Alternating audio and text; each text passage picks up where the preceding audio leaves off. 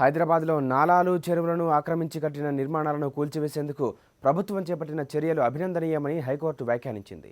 అయితే ఈ కూల్చివేతల విషయంలో చట్ట ప్రకారం వ్యవహరించాలని స్పష్టం చేసింది. ఆక్రమించిన వారిగా పేర్కొంటున్న వారికి నోటీసులు ఇవ్వకుండా, వాదనలు వినిపించే అవకాశం ఇవ్వకుండానే కూల్చివేతలకు ఉత్తర్వులు జారీ చేయరాదని అధికారులను ఆదేశించింది. హైదరాబాద్లో అక్రమ నిర్మాణాల కూల్చివేతపై హైకోర్టులో రెండో రోజు విచారణ జరిగింది. తమకు ఎలాంటి నోటీసులు ఇవ్వకుండా తమ ఇళ్లను కూల్చివేస్తున్నారని పిటిషనర్లు కోర్టుకు విన్నవించారు. నాలాలు, చెరువులను ఆక్రమించి నిర్మాణాలు చేపట్టినందునే కూల్చివేస్తున్నామని జీహెచ్ఎంసీ రెవెన్యూ శాఖ తరపున అడ్వకేట్ జనరల్ కె రామకృష్ణారెడ్డి కోర్టుకు నివేదించారు. దశల వారీగా కూల్చివేత చేపడుతున్నామని, అన్ని అక్రమ నిర్మాణాలను కూల్చివేస్తామని చెప్పారు.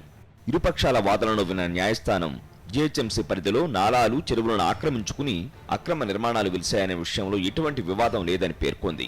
ఈ ఆక్రమణల విషయం ముందే తెలిసినా అధికారులు వాటి వైపు కన్నెత్తి చూడలేదని, పైగా మరిన్ని అక్రమాలకు అవకాశం కల్పించారని ఆగ్రహం వ్యక్తం చేసింది. అక్రమ నిర్మాణాలకు పౌరులు మాత్రమే ఎందుకు బాధ్యతలు కావాలని ప్రశ్నించిన కోర్టు, ప్రభుత్వానికి కూడా బాధ్యత ఉండాలంటూ గతంలో సుప్రీంకోర్టు ఇచ్చిన తీర్పును ప్రస్తావించింది. ఎలాంటి నోటీసులు ఇవ్వకుండా నిర్మాణాలు సక్రమమైనవనే ఆధారాలు చూపే అవకాశం ఇవ్వకపోతే అధికారుల ఏకపక్ష చర్యల నుంచి ప్రజలకు రక్షణ ఉండదని వ్యాఖ్యానించింది.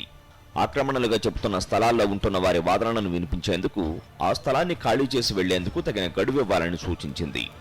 నాలాలు, చెరువులను ఆక్రమించుకుని నిర్మాణాలు చేపట్టారని భావిస్తున్న వారందరికీ నోటీసులు జారీ చేయాలని ఆదేశించింది. అన్ని రకాల చర్యలు తీసుకున్న తర్వాతే కూల్చివేతలు చేపట్టాలని స్పష్టం చేసింది. అలాగే ఆరోపణలు ఎదుర్కొంటున్న వారు ఆ స్థలంలో తదుపరి నిర్మాణాలేవి చేపట్టడానికి వీల్లేదని స్పష్టం చేస్తూ విచారణను అక్టోబర్ 18కి వాయిదా వేసింది.